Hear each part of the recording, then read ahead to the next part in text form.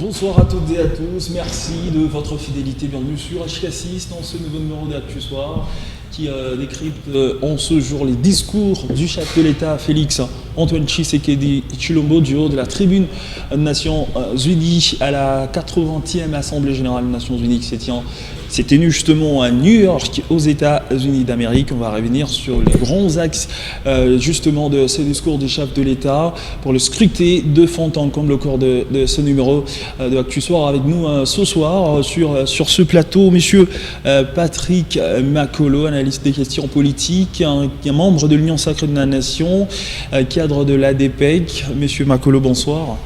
Bonsoir, monsieur Nathan, merci de l'invitation. Bonsoir au peuple congolais. Nous sommes là en tant que coordonnateur national de la génération Cri d'Alarme Sauvons le Congo, GCA-ONG, et nous sommes au service du peuple. Très bien.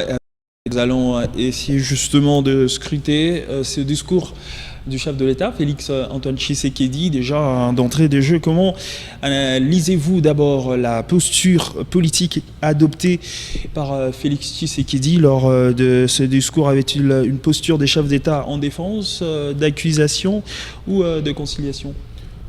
D'abord, c'est une posture, je peux dire, de l'équipe qui gagne. Donc c'est une posture de quelqu'un qui veut affirmer, qui veut marquer le but. Donc il n'est pas allé là-bas justement comme quelqu'un qui pleure ou qui se plaint, mais c'est quelqu'un qui part exiger certaines considérations qui doivent permettre à ce qu'on améliore un peu la donne sur le plan international. Parce que il y a le jeu de cache-cache au niveau international, surtout au niveau de l'Assemblée des Nations Unies, le Conseil de sécurité, tout ça.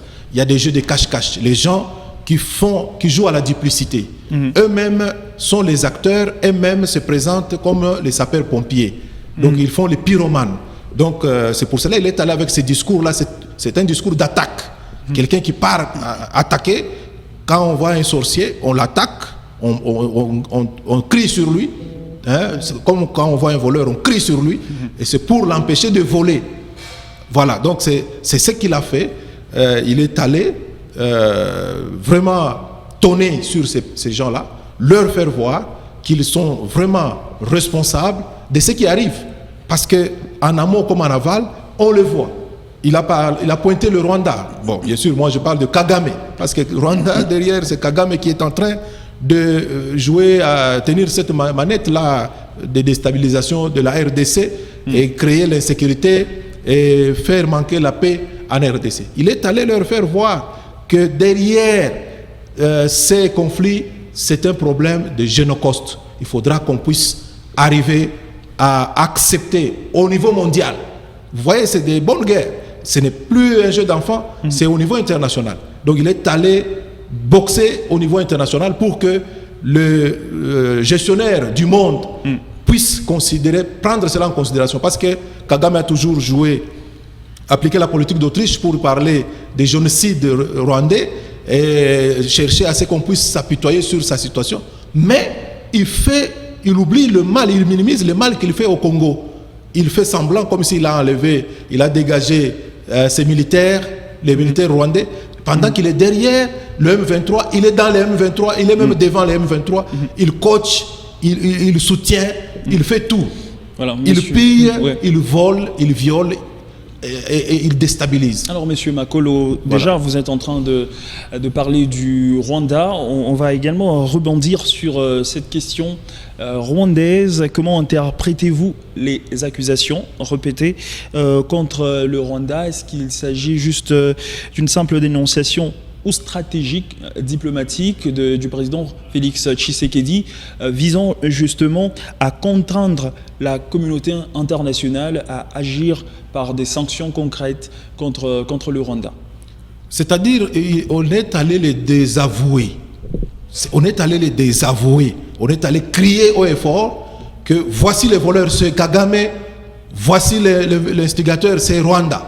C'est ça ce qu'il est allé faire.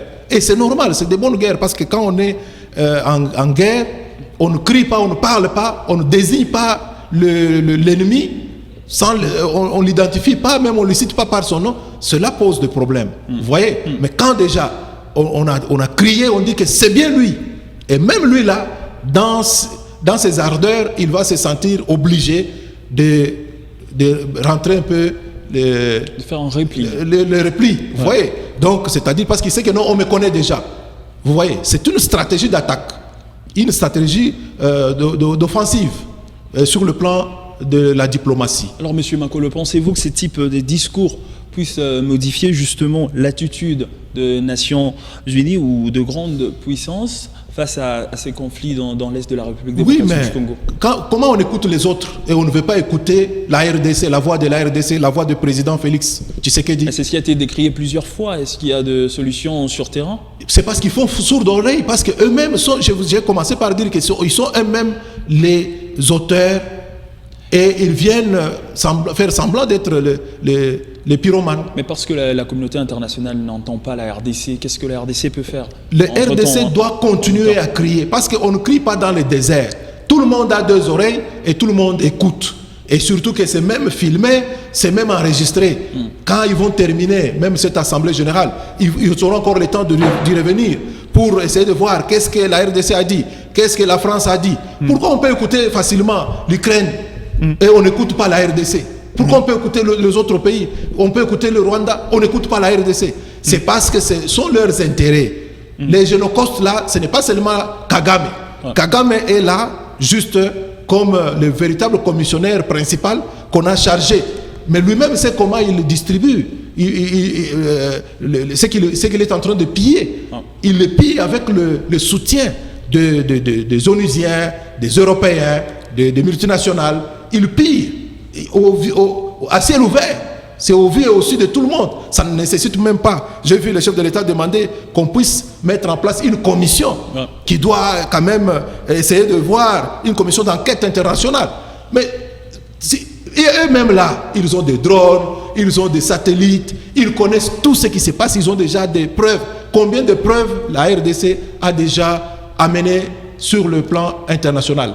Et certaines preuves données par des experts des Nations Unies. Même oui, appuyées aussi. Appuyées, effectivement. Oui, donc ce que les experts des Nations Unies ont déposé comme rapport, ça corrobore avec les accusations de la RDC et la réclamation que la RDC ne cesse de faire. Donc il faut féliciter Félix Antoine Tshisekedi Tshilombo pour le courage qu'il a pris de parler haut et fort devant cette assemblée mythique des Nations Unies. Alors, et la voix est audible, la voix est partie dans le monde entier pour dire que Kagame et le Rwanda sont en train d'appuyer le M23 qui ne sont que coquilles vides, M23 AFC. Et il faut même dire que eux-mêmes sont sur terrain. Eux-mêmes, les forces armées rwandaises, sont sur terrain en train de détruire le pays pour retarder le développement de la RDC. Et cela ne doit pas continuer, cela doit s'arrêter. Alors, Monsieur Makolo, on va rebondir sur l'aspect diplomatique de ce discours. Est-ce que c'est un plaidoyer international, on peut appeler ça comme ça, ou un appel à la solidarité, ou encore mieux, une préparation à un tournant stratégique du chef de l'État en rapport justement avec la situation sécuritaire dans la partie est de la République démocratique du Congo, et même l'appel à la reconnaissance du génocide en République démocratique du Congo? Moi je peux dire que, M. Nathan, je peux dire que c'est un fourre-tout. C'est-à-dire, on est au front, on utilise plusieurs flèches dans son carquois pour que la flèche qui tient, elle tient. Si elle peut mettre fin à notre cible qui est Kagame, qui est Rwanda, et comme ça, on met fin à cette guerre, qu'on retrouve la paix, la justice. Parce qu'il y a quand même une justice au niveau international, que la plupart des pays membres de l'Assemblée générale des Nations Unies doivent appuyer, doivent soutenir. Et on ne peut pas laisser un pays membre jouer à la duplicité ou même à la complicité. Vous voyez, ce qu'ils sont en train de faire, c'est un semblant. Ils font les faux semblants, j'avais déjà déclaré ici une fois. Donc, le génocide silencieux qui est opéré, c'est le génocauste. Et il faudra que le Conseil de sécurité puisse reconnaître. Est-ce que cette reconnaissance aura-t-elle un impact? Mais oui, cette reconnaissance, ça sera maintenant l'aval pour tout le monde de refuser cela. C'est-à-dire, tout le monde va se liguer pour essayer de contraindre les instigateurs, ceux qui aiment toujours venir troubler l'ordre public en RDC, de cesser avec cela. Parce que lorsqu'ils vont parler comme un seul homme, je crois qu'ils vont prendre aussi des mesures, parce qu'ils ne seront pas seulement là-bas pour parler en parole, ils vont aussi poser des actions. Il faut poser des actions, des actes concrets et qui doivent mettre finalement fin à cela. Et le chef de l'État a même dit que lorsque le Rwanda et Kagame sont en train de refuser d'appliquer le cessez-le-feu, c'est parce qu'ils savent que c'est leur fin.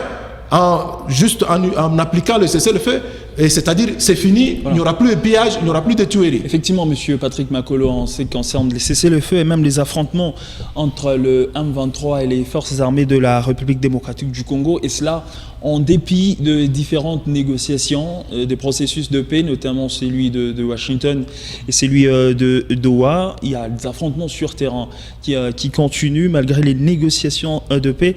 Quelle est selon vous la cause principale de cet échec, on va dire, de pourparlers jusque-là? Bon, apparemment on peut parler de l'échec, mais moi je ne parle pas de l'échec. Je sais que ce sont des gens qui se sont investis en RDC il y a longtemps. Ils étaient habitués à prendre les minéraux de la RDC sans contrôle. Et maintenant, ils sont en train de se préparer comment ils doivent se désengager. Vous voyez, ça doit prendre du temps. Hein. Ça ne va pas se faire d'un seul coup pour que tout le monde parte. Et je sais qu'ils sont en train de récupérer tout ce qu'ils ont pillé là-bas et étudier aussi des stratégies, comment le faire. Parce que ici, normalement, l'appel qui est lancé, c'est un appel audible. Et tous les États du monde doivent apporter un soutien accru à l'appel de la RDC. Parce que c'est un appel salutaire et un appel qui est aussi fondé. C'est un appel qui est légal. Donc, c'est tout à fait normal qu'un État qui est envahi par un autre État, que l'État envahisseur soit puni, soit sanctionné. Mais ça sort de l'ordinaire. Quand c'est ailleurs, tu vois déjà les ordres sont donnés, déjà les opérations militaires et tout ça, l'intervention est là. Mais si c'est la RDC, on commence à faire semblant de ne pas écouter, de ne pas voir. Moi, je crois que c'est fait à dessein. Alors le M23 continue d'occuper certaines zones stratégiques, notamment dans l'est de la RDC. Monsieur Makolo, on va finir par cette question très rapidement. Selon vous, est-ce que la communauté internationale peut trouver une solution pacifique? Oui, je sais que la communauté internationale, rien ne lui manque pour qu'on mette fin à cette situation intolérable de la RDC. Mais c'est tout simplement parce qu'ils ont leurs calculs. Les calculs économiques, commerciaux et consorts, c'est là que ça prend du temps. Alors, ils ne veulent pas déménager plus vite. Vous avez vu Macron derrière Fachi. Qu'est-ce qu'il est en train de chercher derrière Fachi? Macron ne peut pas laisser Fachi tranquille. Quand Fachi passe par les États-Unis, il faut qu'il lui parle un peu et tout ça. Donc, c'est-à-dire, ce sont des gens qui avaient déjà trouvé du lait et du miel dans ce pays et ils ne veulent pas abandonner facilement la RDC. Merci, messieurs Makolo, sont pressés par le temps. Merci d'avoir répondu à nos questions. C'est bien moi qui vous remercie pour l'invitation. Et je salue aussi Placide Chisompa Tchakatumba, autorité morale de la DPEC, Alliance des démocrates pour l'émergence du Congo. Merci également à vous, mesdames et messieurs, de nous avoir suivis sur HK6 Télévision. Restez avec nous, la grande édition du journal arrive.